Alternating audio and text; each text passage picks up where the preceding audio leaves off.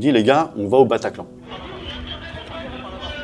J'aperçois ce qu'on peut voir. Cet tas de gens, les râles, les appels au secours. Moi, je voyais des téléphones se lever, dans la fosse, se lever. Moi, je me suis toujours dit que je ne suis pas une victime du terrorisme. Hein. J'ai subi sans subir. Je suis intervenu en tant que policier. Donc, c'était notre devoir d'y aller. Il nous manque cette reconnaissance nationale. On parlait du commissaire et de Greg, on parlait de la BRI, et de nous, non.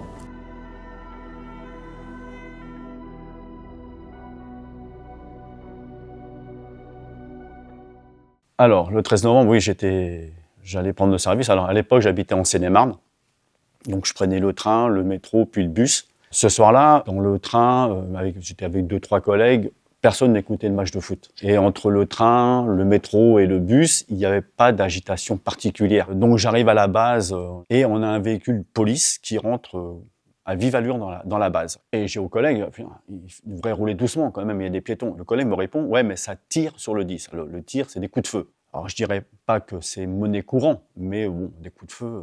Donc, on prête pas attention, descend, et là, on dit, les gars, on s'équipe rapidement. Je prends mon gilet pare-balles, mon arme de service, pars sur le 10, voilà, mais sans savoir où et pourquoi.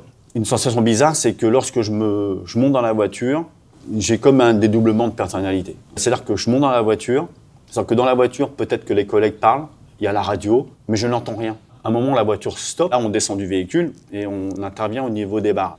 Je vois effectivement les secours, des collègues, une agitation. Voilà.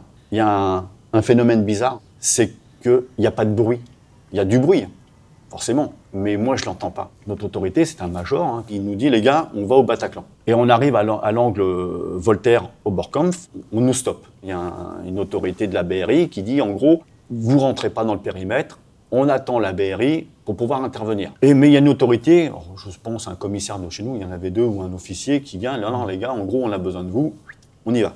Donc là on passe outre l'ordre de l'autorité BRI et on y va. Donc nous on se dirige vers l'entrée du Bataclan, les gens sortent. Une de nos missions c'était de canaliser ce flux pour qu'il longe le bâtiment donc en direction d'Oberkampf pour éviter qu'il s'éparpille un peu dans la nature. L'image qui me marque à ce moment-là, c'est leur regard. C'était la terreur dans leurs yeux. J'étais pas au courant d'où ils venaient.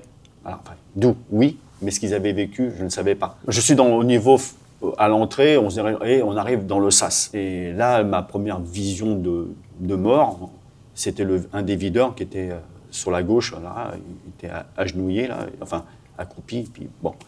Là, on évacue encore les gens qui sortent par eux-mêmes du Bataclan. Donc, on fait des allers-retours entre l'entrée du Bataclan et les secours. Combien j'en fais, j'en sais rien.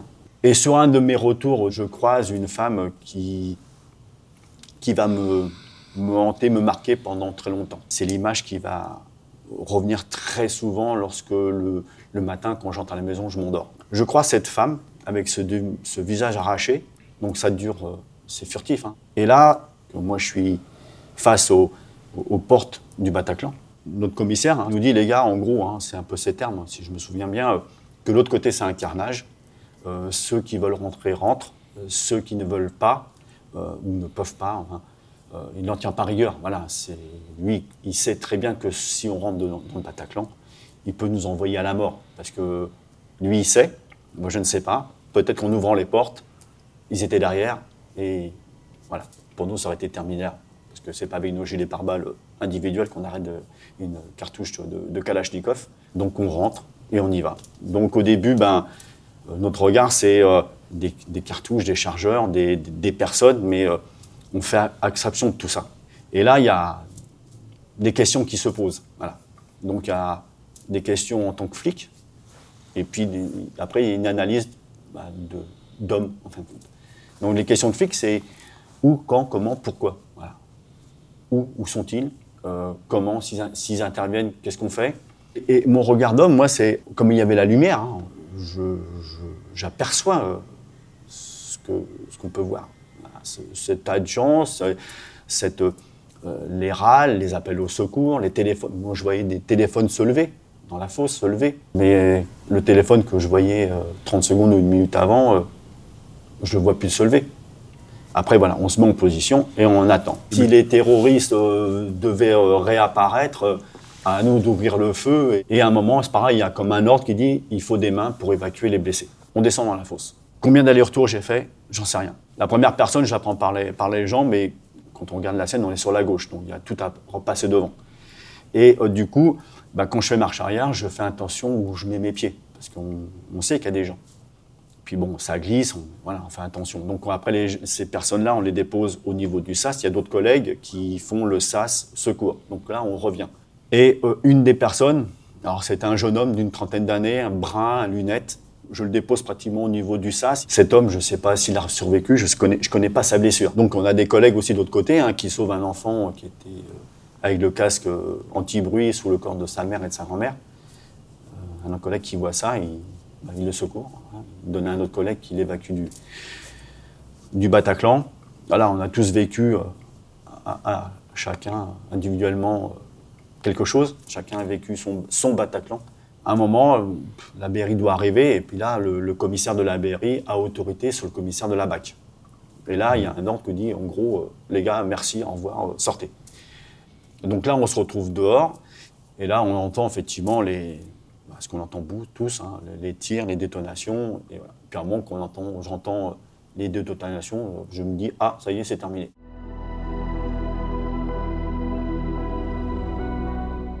J'ai jamais fait de cauchemar après le Bataclan. J'ai jamais pris de médicaments. Comme je vous disais tout à l'heure, la seule vision que j'avais, c'était cette femme avec son visage, enfin son demi-visage. Comme j'avais moi et puis mon surmoi là, Est-ce que c'est ça qui m'a protégé? Je pense que oui. J'ai vu des psys, le doublement de personnalité m'a aidé à ne pas être impacté. Moi, je me suis toujours dit que je ne suis pas une victime du terrorisme parce que je n'ai pas subi. J'ai subi sans subir. Je n'étais pas au bar, je n'étais pas en train de m'amuser, écouter avec des copains, un groupe de armes. Je suis intervenu en tant que policier. Donc c'était notre devoir d'y aller. On est impacté, mais je ne suis pas victime comme les vraies victimes.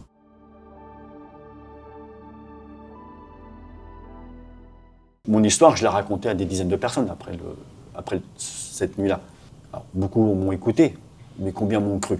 Entre ce que moi je racontais et ce que les médias télévisés ou écrits racontaient, on parlait du commissaire et de Greg, on parlait de la BRI et de nous, non. On pourrait dire 10 ans après, tourne la page, fais autre chose. J'ai dit non, je ne peux pas aujourd'hui, et je ne veux pas que notre action soit minimisée ou oubliée.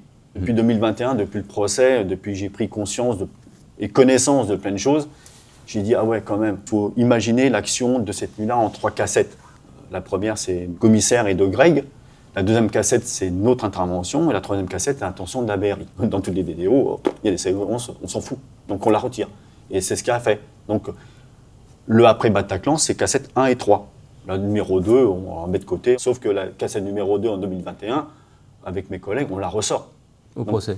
On n'a rien inventé, on a été cru parce qu'on a été reconnu victime du terrorisme. Donc c'est déjà un premier pas vers la reconnaissance. Aujourd'hui, on se fait des réflexions, enfin certains d'entre nous. On n'a pas été conviés, nous, à la commission parlementaire d'enquête. On n'a pas été invités aux cérémonies aux Invalides juste après les attentats. Ça, c'est la faute à qui? Si on n'est pas invité à ce moment-là, c'est que quelque part, on n'existe pas dans l'histoire. On n'a pas la réponse à nos pourquoi. Moi, j'ai plein de pourquoi. Il n'est pas dit vraiment ce qu'on a fait. Alors, c'est vrai qu'on a secouru des blessés. Oui, comme plein de fonctionnaires. Mais notre intervention dans le Bataclan, on n'est pas 400 ou 500 à l'avoir fait. On est peut-être 25 ou 30. Mais les pourquoi, j'en ai plein. Et des questions, j'en ai plein. Est-ce qu'un jour, j'aurai des réponses? On aura des réponses à ça? Je parle beaucoup en mon nom propre. Je parle aussi pour mes collègues qui ne peuvent pas s'exprimer. Il nous manque cette reconnaissance nationale. Moi, je pense que ma vie, je l'ai risquée. Ce que je souhaite, c'est un peu prétentieux pour certains, mais je milite pour avoir la Légion d'honneur.